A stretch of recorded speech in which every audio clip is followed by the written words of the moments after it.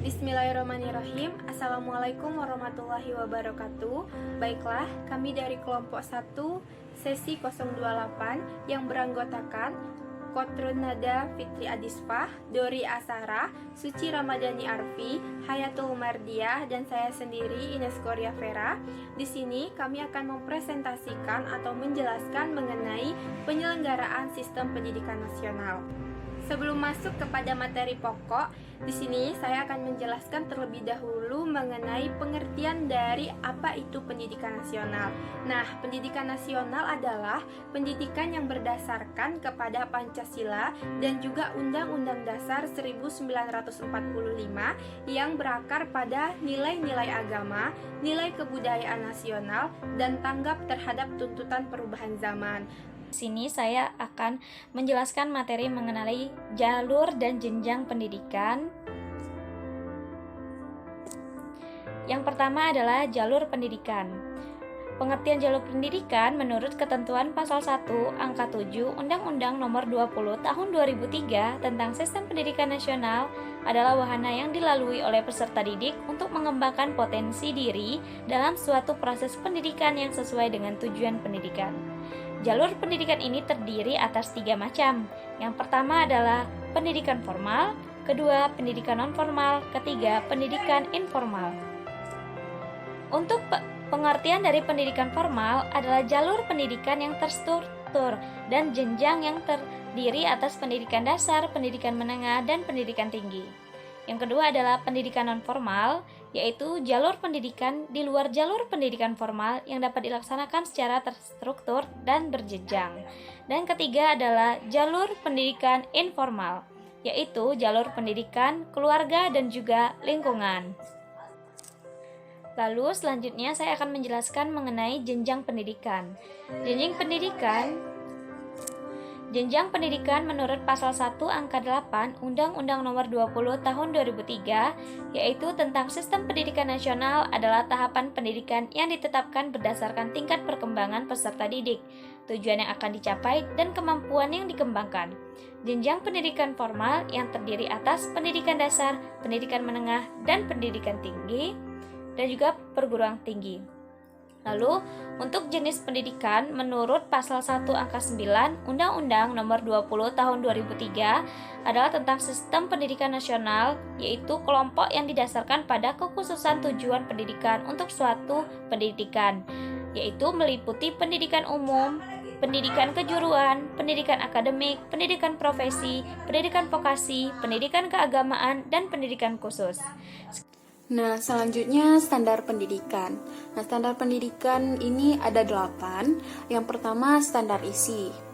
Nah, standar isi ini mencakup ruang lingkup materi dan tingkat kompetensi yang dituangkan dalam kriteria tentang kompetensi tamatan, kompetensi bahan kajian, mata pelajaran, dan silabus pembelajaran yang harus dipenuhi oleh peserta didik pada jenjang dan jenis pendidikan tertentu. Nah, standar isi tersebut memuat kerangka dasar dan struktur kurikulum, beban belajar, kurikulum tingkat satuan pendidikan, dan kalender pendidikan. Nah, yang kedua adalah standar proses. Standar proses ini meliputi pelaksanaan pembelajaran pada satuan pendidikan untuk mencapai standar kompetensi lulusan. Nah, setiap satuan pendidikan melakukan perencanaan proses pembelajaran, pelaksanaan proses pembelajaran, penilaian hasil pembelajaran, dan pengawasan proses pembelajaran untuk terlaksananya proses pembelajaran yang efektif dan efisien. Nah, selanjutnya adalah standar kompetensi lulusan. Nah, kualifikasi kemampuan lulusan yang berkaitan dengan sikap, pengetahuan, dan keterampilan. Standar kompetensi lulusan untuk satuan pendidikan dasar dan menengah digunakan sebagai pedoman penilaian dalam menentukan lulusan peserta didik. Standar kompetensi lulusan tersebut meliputi standar kompetensi lulusan minimal satuan pendidikan dasar dan menengah, standar kompetensi lulusan minimal kelompok mata pelajaran, dan standar kompetensi lulusan minimal. Nah, kemudian ada standar pembiayaan pendidikan. Nah, pembiayaan pendidikan ini terdiri atas biaya investasi, biaya operasi, dan biaya personal. Nah, biaya investasi satuan pendidikan meliputi biaya penyediaan sarana dan prasarana, pengembangan sumber daya manusia, dan model kerja tetap. Nah, biaya personal meliputi biaya pendidikan yang harus dikeluarkan oleh peserta didik untuk bisa mengikuti proses pembelajaran secara teratur dan berkelanjutan.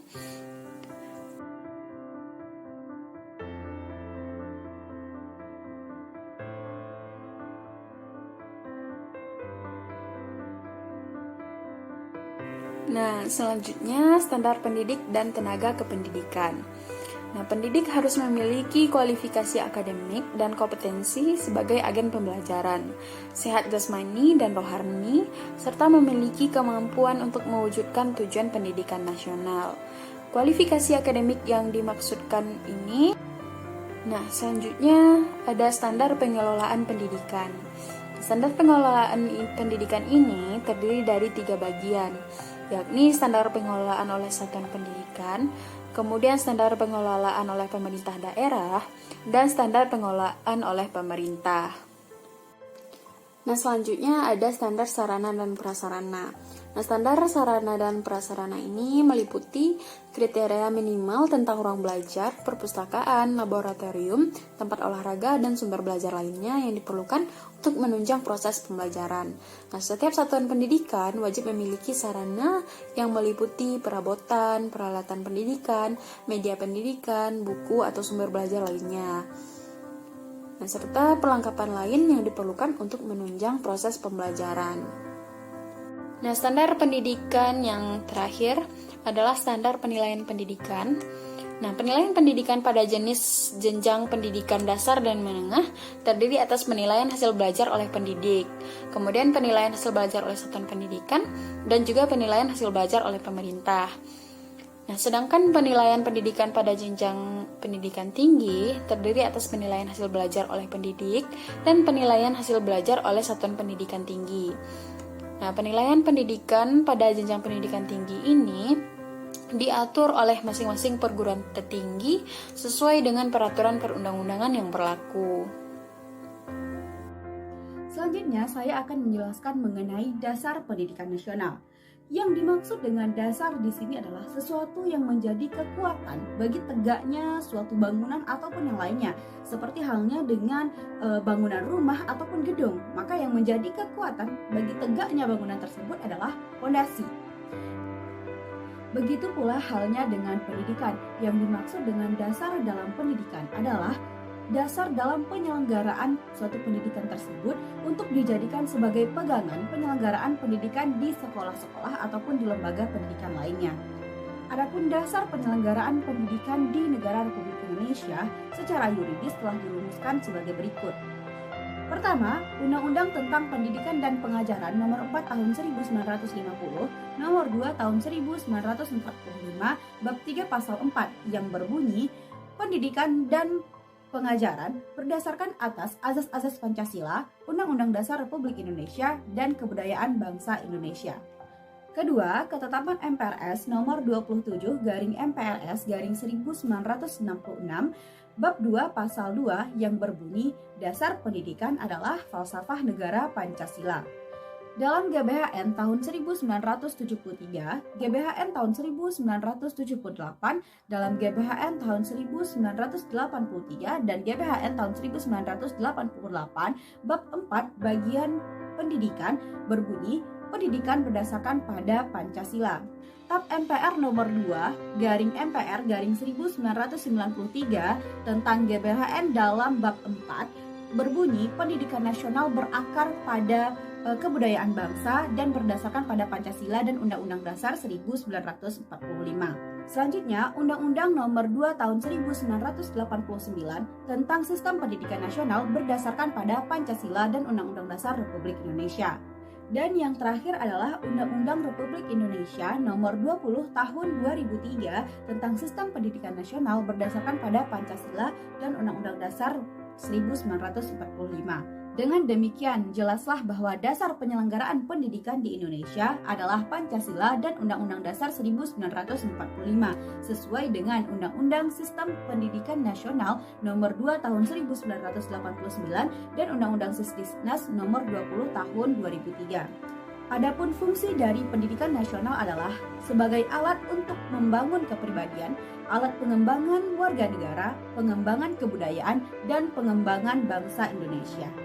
Dalam Undang-Undang RI Nomor 2 Tahun 1989, Bab 2 Pasal 3, pendidikan nasional berfungsi untuk mengembangkan kemampuan serta meningkatkan mutu kehidupan dan meningkatkan martabat bangsa Indonesia dalam rangka mewujudkan tujuan nasional.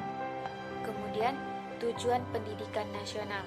Nah, tujuan pendidikan adalah suatu faktor yang amat sangat penting di dalam pendidikan, karena tujuan merupakan arah yang hendak dicapai atau yang hendak dituju oleh pendidikan. Begitu juga dengan penyelenggaraan pendidikan yang tidak dapat dilepaskan dari sebuah tujuan yang hendak dicapainya. Hal ini dibuktikan dengan penyelenggaraan pendidikan yang dialami bangsa Indonesia. Tujuan pendidikan yang berlaku pada waktu Orde Lama berbeda dengan Orde Baru. Demikian pula sejak Orde Baru hingga sekarang. Rumusan tujuan pendidikan selalu mengalami perubahan dari pelita ke pelita sesuai dengan tuntutan pembangunan dan perkembangan kehidupan masyarakat dan negara Indonesia. Fungsi dan tujuan dari pendidikan nasional dituangkan dalam Undang-Undang Nomor 20 Tahun 2003 tentang Sisdiknas Pasal 3 yang berbunyi, pendidikan nasional berfungsi mengembangkan kemampuan dan membentuk watak serta peradaban bangsa yang bermartabat dalam rangka mencerdaskan kehidupan bangsa, bertujuan untuk berkembangnya potensi peserta didik agar menjadi manusia yang beriman dan bertakwa kepada Tuhan Yang Maha Esa, berakhlak mulia, sehat, berilmu, cakap, kreatif, mandiri, dan menjadi warga negara yang demokratis serta bertanggung jawab. Baiklah, sekian penjelasan dari kami kelompok 1 sesi 028. Saya akhiri. Wassalamualaikum warahmatullahi wabarakatuh.